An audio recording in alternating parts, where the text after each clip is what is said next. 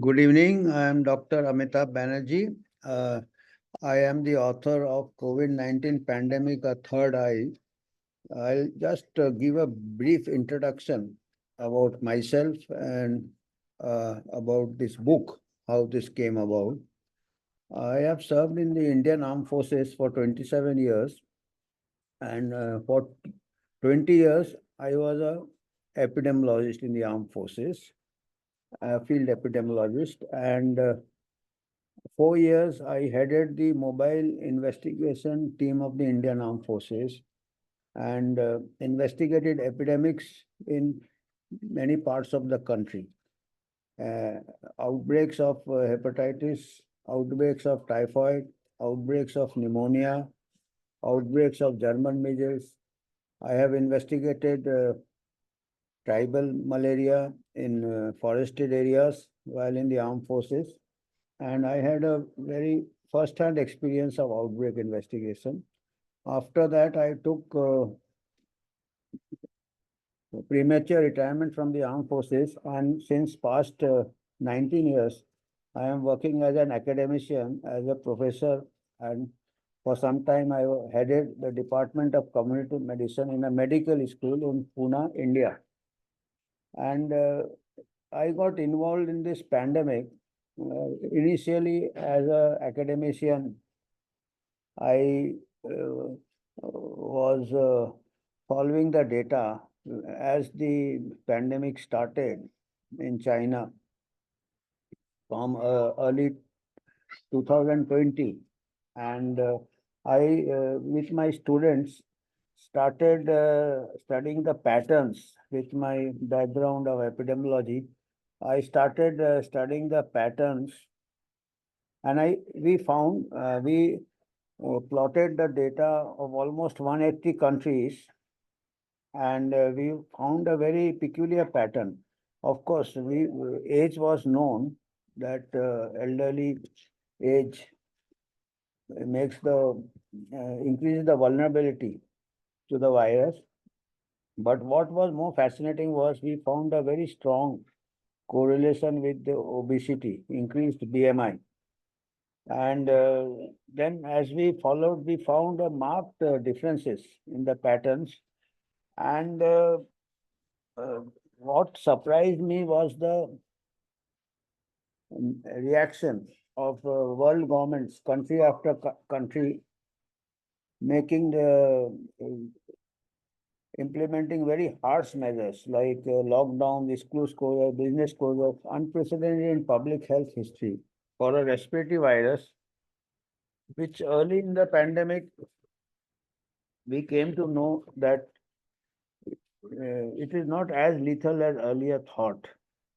So, while we were analyzing the data, I got a assignment by one of the national newspapers, National Herald, to write weekly or fortnight and weekly or fortnightly columns. So I was writing columns every week or every fortnight throughout the pandemic, from the first 2 years of the pandemic. And this chronicled, this columns was sort of a commentary on the pandemic as it evolved, and then getting good feedback from my colleagues. Of course, in equal criticism also, as well as appreciation, because as we all realized, there was polarization early in the pandemic. There were extreme views. There were dogmatic, almost dogmatic, the any view which did not agree with the main so-called consensus of the uh, main bodies, government bodies, or the like the WHO or the CDC. No discussion or debate was entertained. So early in the pandemic, there was a polarization, and there was a suppression of alternative views. But I was fortunate that these columns came in print, and as over a period of time, I was asked to compile it, and I compiled some of the selected columns in the form of a book. And this is the genesis of the book, COVID-19 Pandemic, a Third Eye. And so I wanted to discuss the concepts of each chapter. There are around 24 chapters.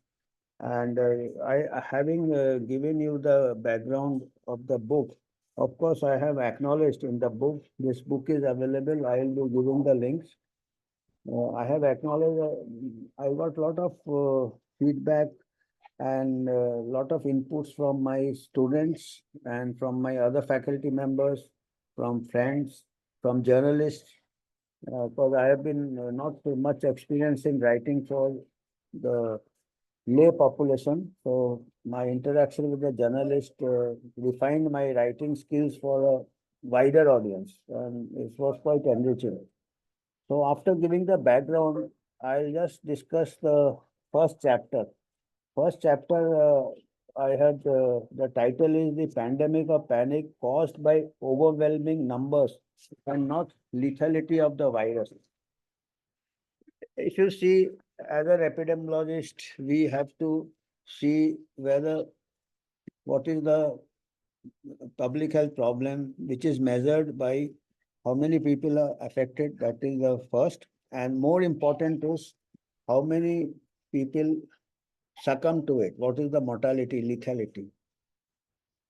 So the pandemic of panic, the lethality, as we studied the data, our what the impression that the pandemic, the panic started off early because the lethality was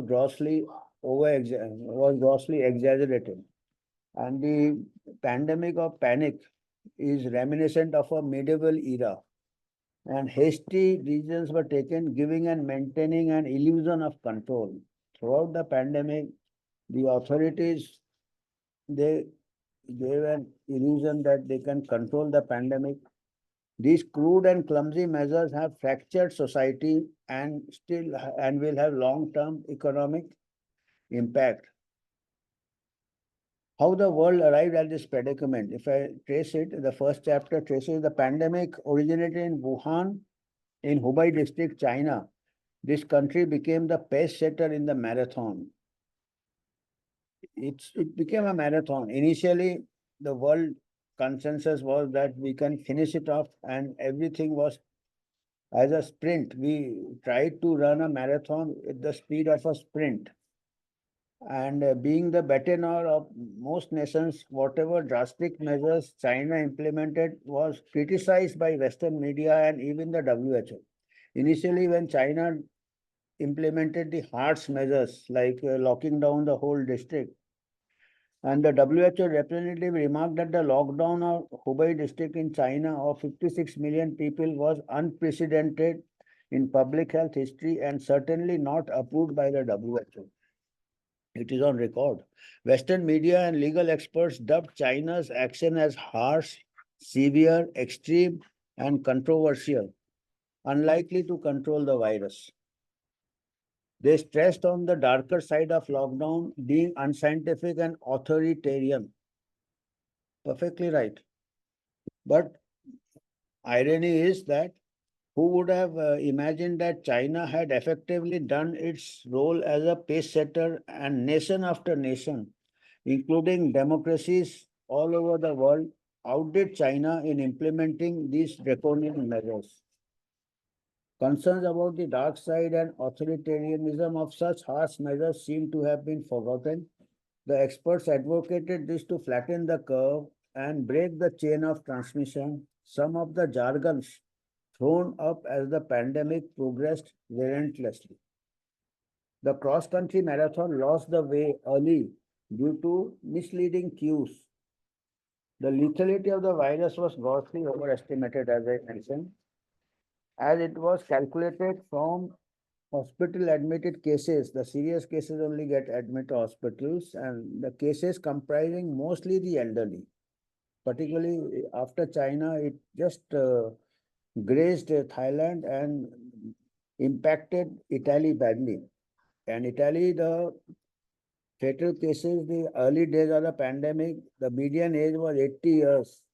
In nursing homes, 80 years, naturally the lethality will be more in a very elderly people.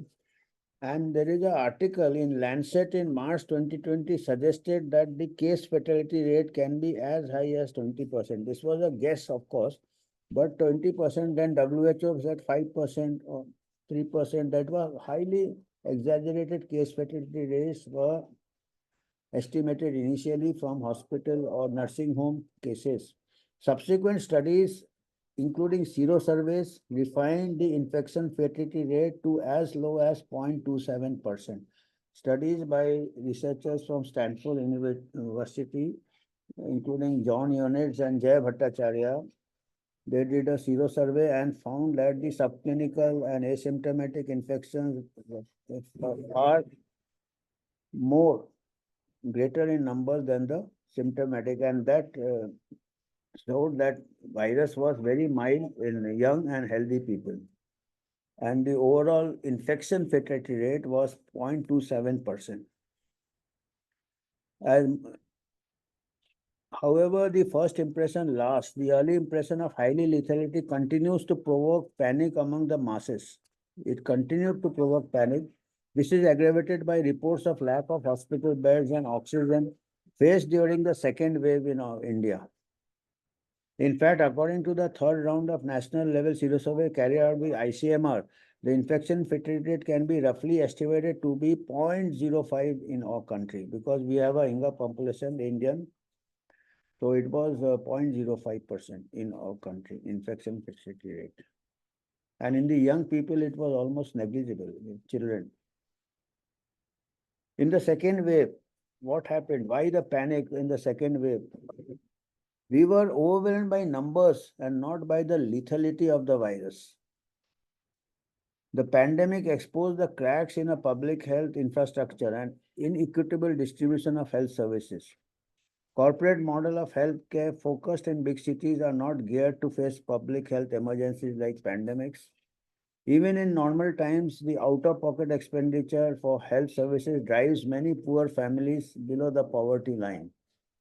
India, as it is, because of this mismatch of supply demand, we had an acute emergency on our hands, but not squarely due to COVID. The common man faced the grim situation of lack of adequate medical care that the poor and marginalized have been facing for years. Many things contributed to this so-called impression of highly lethal second wave. The infection fatality rate, if we calculate, did not differ much between the initial Wuhan virus and the Delta. This is called the Delta wave. But the policy that to test everyone, to test the contacts, and anybody who was RT-PCR positive panicked. Their contacts panicked, and everybody was rushed to the hospitals. And mostly the beds were filled with asymptomatic mild cases. And there may be some serious cases who require treatment, but a sort of a medical stampede ensued. And in this medical stampede, many serious patients may have been deprived of adequate care and they might have succumbed. And the in epidemiology, you can only chase a virus in the early stages or in the end game when you are at the end of eradication. Once the virus has, the community transmission has started, which started quite early in the pandemic, there is no point in contact tracing because you cannot catch all the people. Most of the people, for every positive case, there may be 30 cases which you will miss. So there is no, it's not cost effective and unnecessarily creates panic, and which happened in the second wave. The scientific community too lost the plot early, sometimes by omission and sometimes regrettably by commission.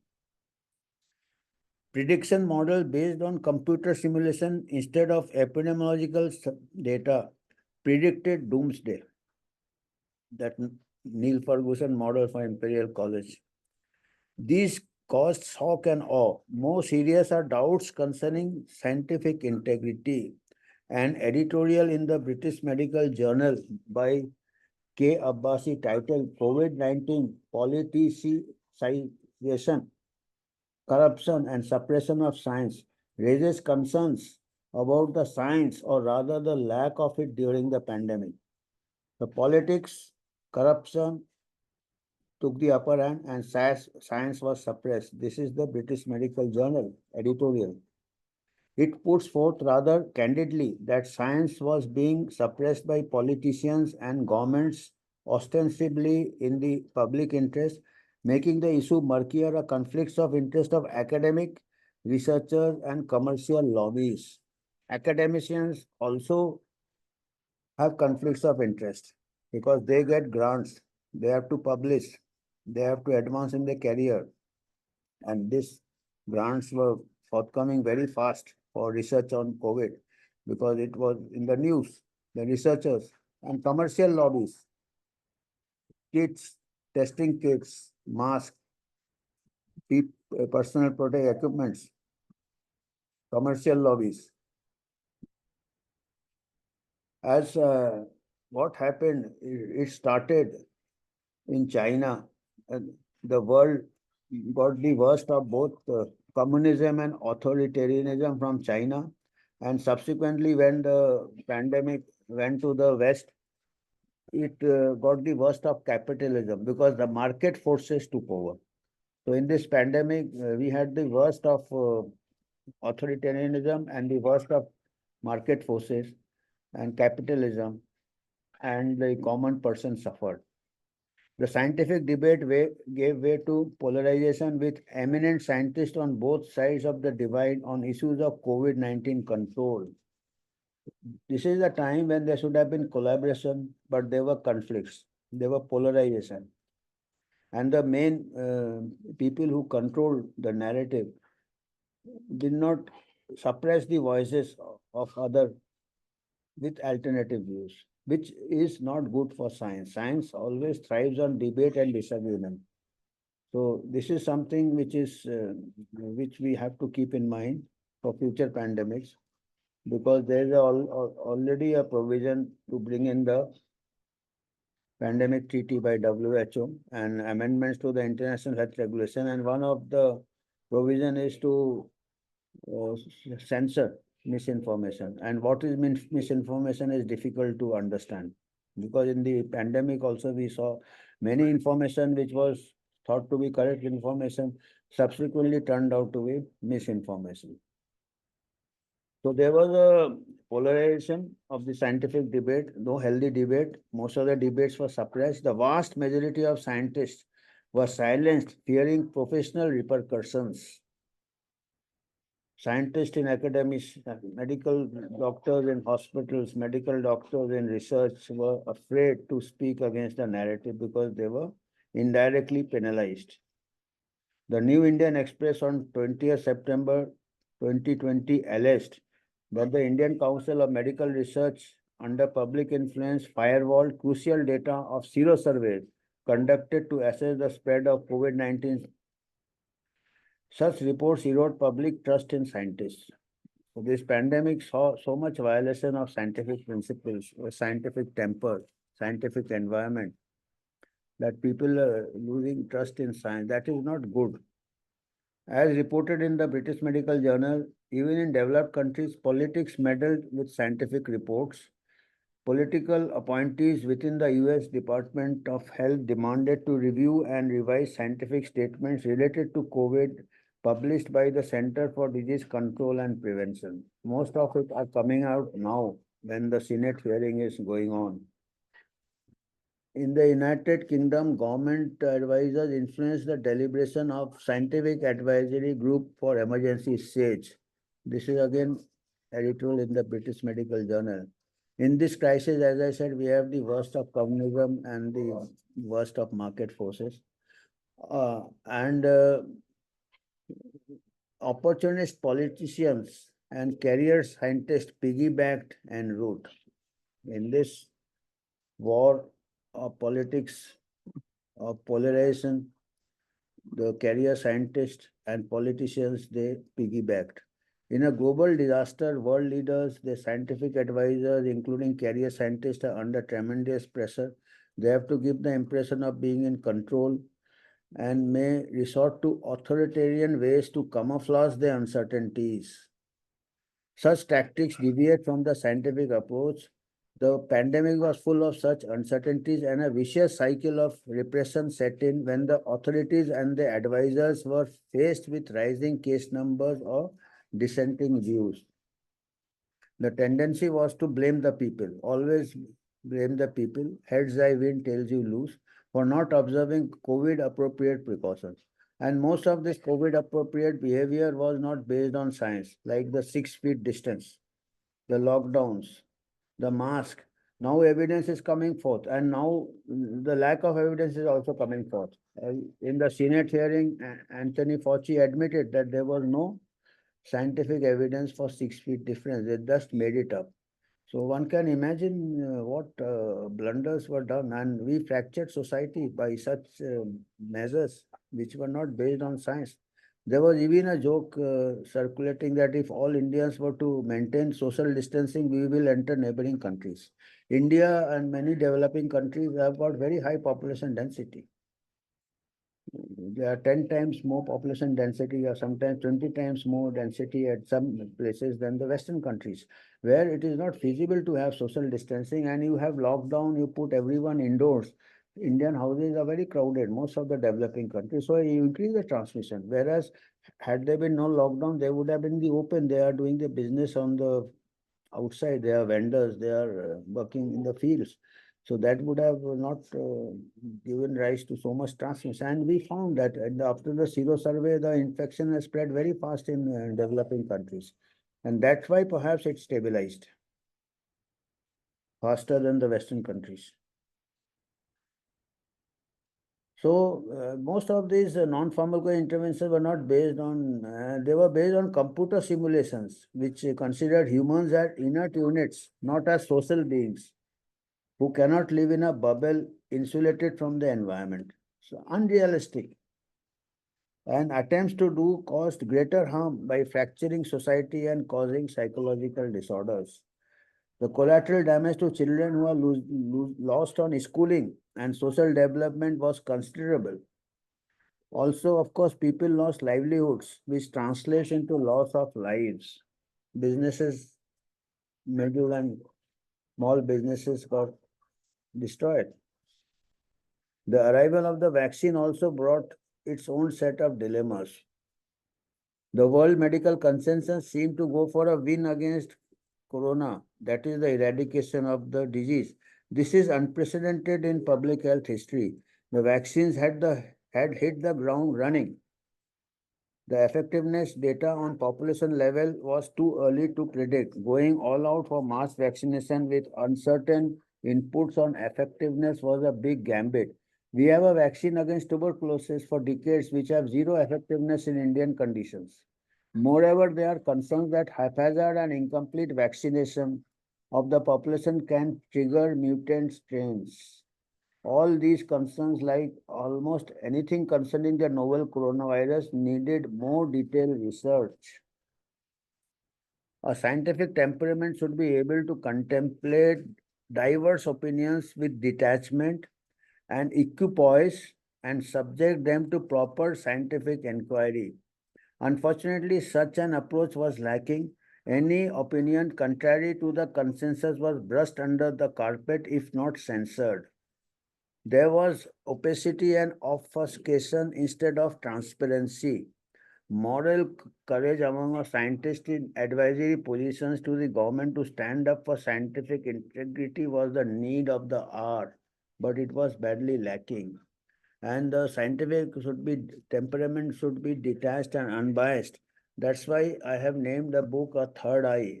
That is that without any conflict, without any political interest, without any sponsorship, a third eye in Hindu mythology is a detached view. It's actually some god. It is attributed to God. Of course, I cannot call myself God, but it is a third eye. I take it as a third empire in cricket. where he is or she is neutral. So this is a third eye, a detached view. So this book is a record for posterity. Most of this I have noted down with based on epidemiological principles. I have commented and written the commentary, and as the events are there, and after as on today, what we see as things unfolded, most of the thing which I have written in my columns or in the book based on these columns have come out to be almost more than 90% has come out to be true. Not that I am a genius or I can predict, but all those were based on age old principles, and such as natural immunity, which was downplayed, such as how pandemics spread and they come down on their own, which was again ignored as if we can control it. And also, the epidemiological principles also dictates that you go by the age stratified risk use by risk groups. And early in the pandemic, it was known that young people have got no risk. Schools, colleges, closing school colleges was a blunder. Closing business was a blunder. Focused protection could have been much better option, and there were people, there were eminent epidemiologists like Jay Bhattacharya, Martin Kulloff, Sunetra Gupta from Stanford, Harvard, and Oxford, who had proposed the Great Barrington Declaration based on these principles, focused protection of the vulnerable and led business. They were maligned, they were labeled as fringe epidemiologists. So all this, why it is important now when the COVID is over, this is the time when we should analyze what went wrong. Otherwise, the blunders will be repeated in the next so-called pandemic, because already the WHO is proclaiming, has proposed a pandemic treaty and amendment to the international health regulations, which will legitimize such harsh measures, which is a matter of concern. And this pandemic response was disastrous, and almost like it was as if we are having a war. Pandemic in a war, there is censorship in war. There is no other narrative is allowed. There is in war. There is authoritarianism, and there are a lot of conflict of interest of arms dealers and other political motives come, which we are seeing unfortunately now in pandemic. Instead of the arms race, we are having a pharma race. So all these issues are, and now even today we study the military strategists and historians study the First World War and the Second World War. They are still relevant today.